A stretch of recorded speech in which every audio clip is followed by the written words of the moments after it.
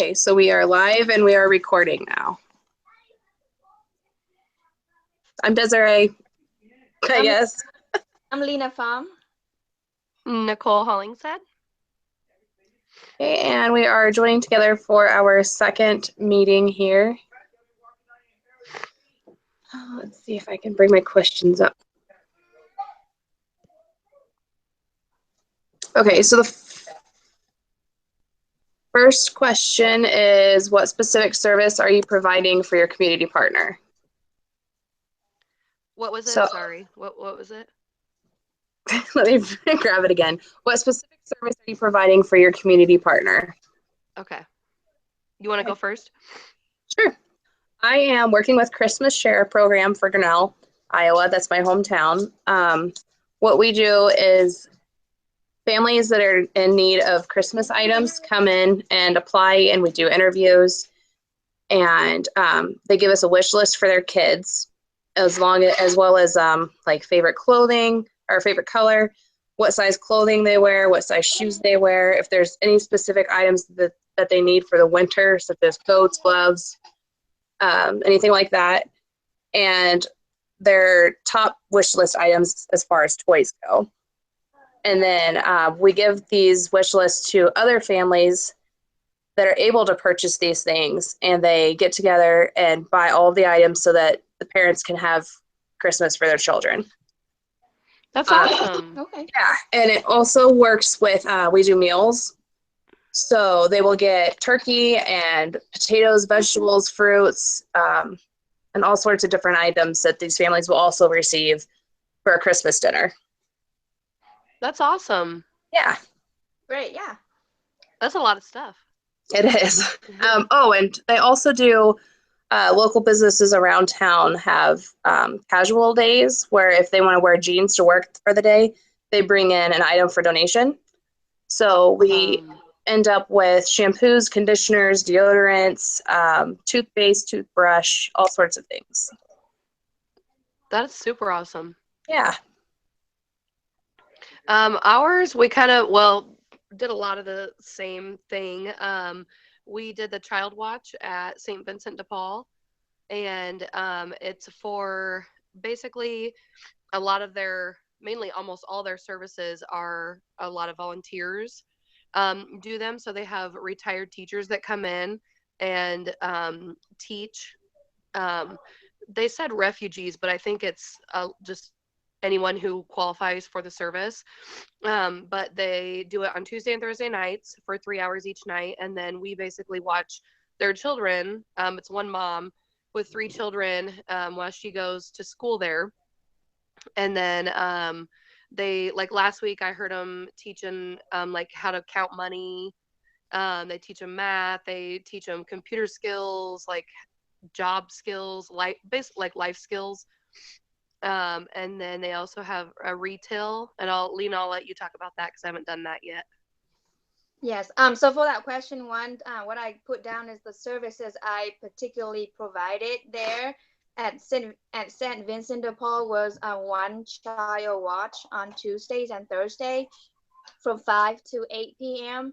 And that's the main thing that we did. But besides that, there was a few things that we can do too. So I worked on a retail floor. I sorted price and tag clothes, and then besides that, I cleaned the floor and kept it neatly, and I pass out bread, kind of pass out to the people, and then kind of sort it together on the shelf. So that's what I did most of the part there. Okay, and then our second question is, how many hours have you logged so far? That's what it's done. I'm sorry, I got distracted. That's okay. This is Landon. Okay, so I have logged 8 hours so far. I will be finishing my hours this week. Okay. I've logged 6 hours, and I am finishing mine next week. They didn't have any class at all last week or the Thursday before that, and then they already had someone else coming in this week, so they asked if I could wait and do mine next week because they didn't have anyone. So I'm finishing mine next week. Okay. And for me, I have completed my 15 hours of service, so I'm done with that. Yay! Lucky duck. And then third, what are you learning, such as joys, challenges, or insights? Uh-huh. Oh, hello. I would say for ours, like for me, I think it's rewarding knowing that we're volunteering our time to benefit someone else, because like I said, they're going to school there. It's not just we're, watching their kids for whatever reason. They're gaining from it, we're gaining from it, their children are gaining from it, their families. That for me is, I think, one of the biggest things. Oh, okay. And for me, the things I've learned is that be patient, relax, enjoy, and be a kid when I am around with the kids. Like with Nicole, I babysat. I babysat 3 kids, like an 18-month-old, a 4-year-old, and a 9-year-old, and each of them is quite unique in a different ways. Like with the 18-month-old girl, and she's very adorable. She's learning to walk and to talk. And the challenges I had with her was able to keep a close eyes with her as she might fall off the chair, or she would run off to the hallway with the deep stairs. So we came up with we built a gate to kind of prevent her from running off out of sight. And she needed help with diaper changing and feeding.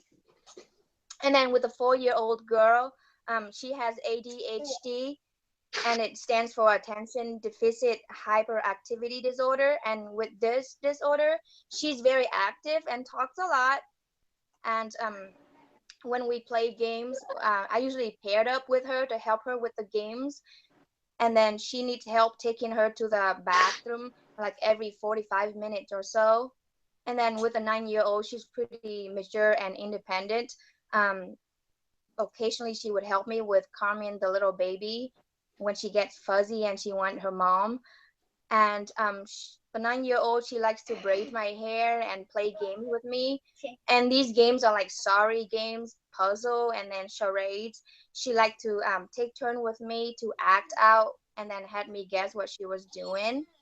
And then the challenges I've countered also is that the very first day is getting to meet and getting to know them. And then for them to get to know me. At first, they were very shy, kind of held back, especially the youngest one. She did not let me hold her, but things got much easier once we got to know each other more and get more comfortable. That sounds fun. I guess it's very rewarding for me because I've been in the position where I have needed the help from this program before in the past. So it's very cool to be on the opposite side to see just what it is that goes into this program to help these families. And so, yeah, I mean, it's cool to be on the other side of it. That's awesome.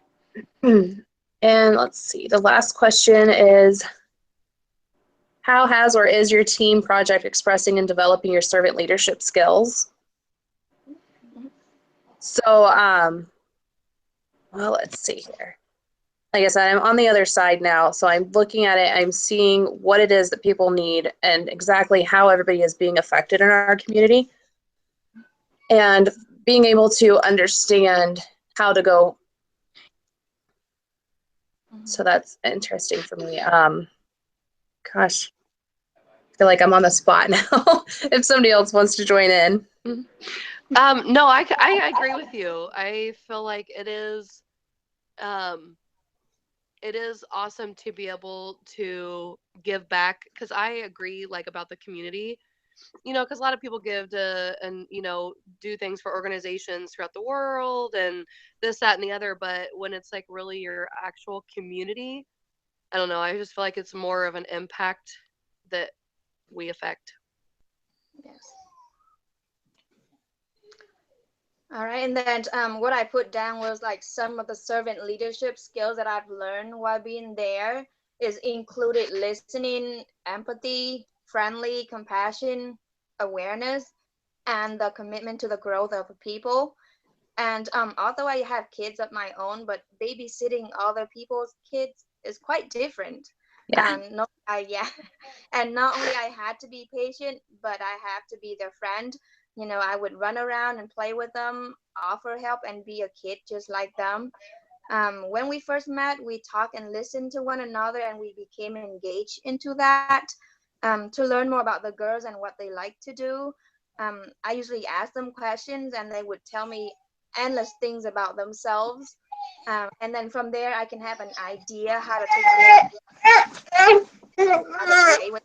Overall, it's a quite an experience with Child Watch there.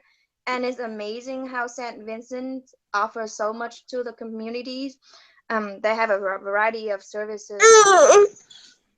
Mentioned before is food, clothing, teaching classes, social services, and assistant with jobs and apartment, childcare, and much more.